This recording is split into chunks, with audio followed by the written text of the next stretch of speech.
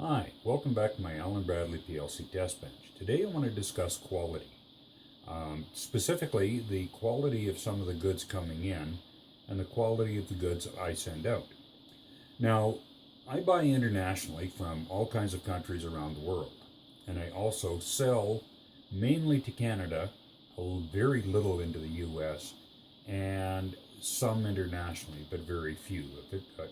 Because of international trade, it's easier just to stick within Canada. But purchasing, it's a different story. Now, recently I've done a couple of purchases. One was some Slick 500 equipment, and the other was some control logics. The Slick 500, and we'll swing around here to the bench like we usually do, and we'll go through it all. But I didn't look closely enough at the pictures that were sent to me to show there was missing parts.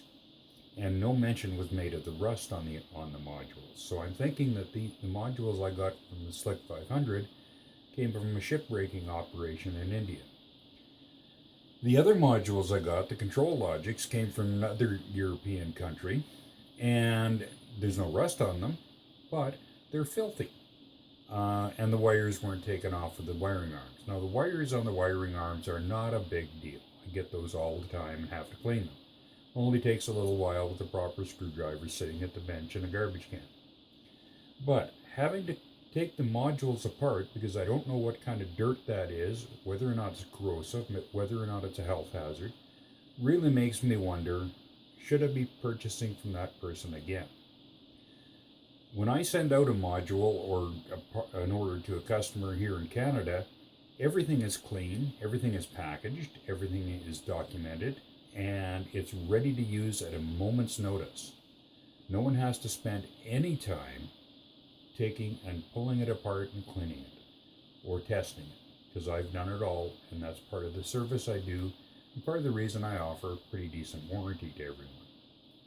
So anyhow, excuse me, what we'll do now is I'll swing the camera around and we'll go through these modules on the bench so you can see exactly what I'm talking about. Okay, here we are back. So here's a couple of the Slick 500 modules that I received in my order from India. Now, you can see right here in the RS-232 port, right there, there's rust on that. And it's missing this door. This one, as you can see, is missing this cover here and the door. Now, if I'd looked really close at the pictures that the guys had sent me originally, I may and realize that, okay, they're not just open doors, they're missing doors.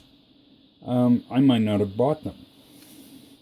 They're reasonably clean here, but like I say, that rust really concerns me. And you can, really hard to see, but right there, there's more rust. So to clean this, I have to take this front cover off, pull it apart, get in there with a very small tool and clean that rust out of there, and then cover the pins and conformally coat all of that. This one, again, the same thing. It's reasonably clean in there. A little rust on the batteries, so I got to clean those up. Noticed that before. That connection is corrosion coming off of it. And generally, overall, it's not that clean.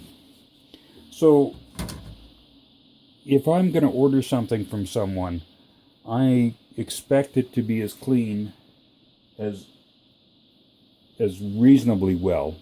It's not going to be perfect, but that's not acceptable. Now, I bought some other modules from a European country, and as you can see with this one, use my pen here, there's dirt there, and there's dirt there. Okay, not a big deal until you start looking at the rest of the module on the inside. And it's just coated all the way through that inside with dirt. Now, I don't know what kind of dirt that is, where this module was, don't have any history on it. Here's another one. This is an input module, same thing. No attempt was made to clean it. And then this guy here is an analog input module. And you can see it's completely caked with dirt all through the inside. Now, I have to pull these covers off. There's 4 screws, and pull it apart carefully. Make sure that nothing gets damaged when I'm pulling it apart. And get in there with alcohol and a soft cleaning brush. Clean everything, blow it all out, make sure that that's clean. If I sell this to, or attempt to sell this module to a customer, they're never going to accept it. What my customer expects is sort of like on this 24D IB16 that I use in my test bench. It's clean, it's ready to go. All I got to do is put my sticker on it, put it into an anti-static bag, and it's ready to sell. I also include, normally, the wiring diagram with it. So there we go. Like I say, not the way that you would expect to get a module. Not the way I expected to get this module.